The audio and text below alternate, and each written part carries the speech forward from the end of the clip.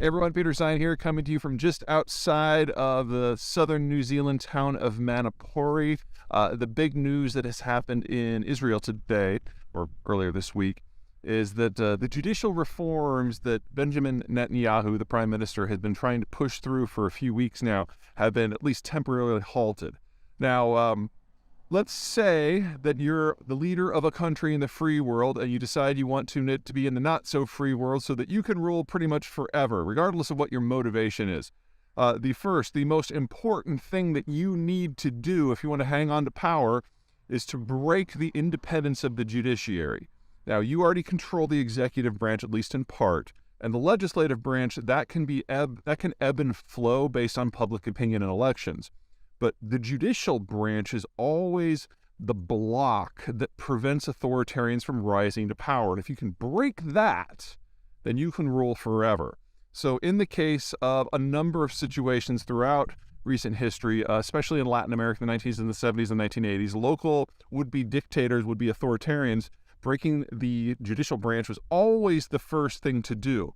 And in more recent times, folks like Erdogan in Turkey, that was the first thing he went after. Viktor Orban in Hungary, that was the first thing he went after. The Kaczynski twins in Poland, that was the first thing that they went after.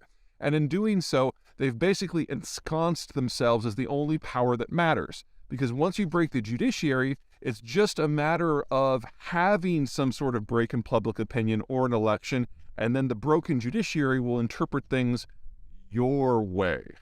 In the case of Netanyahu, he was under a series of corruption investigations. You can say that they were politically charged. You can say that they were real. Doesn't really matter. With the judiciary intact, those investigations will ultimately go forward, and the only way he can retain immunity is to continue as being prime minister. But as you might have noticed, Israel is a bit of a national security state.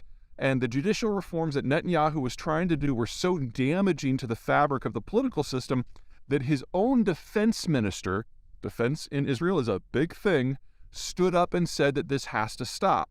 Netanyahu fired the dude earlier this week, which meant that the coalition that allows Netanyahu to even be prime minister in the first place was suddenly in danger. And so he's had to back down, at least for now.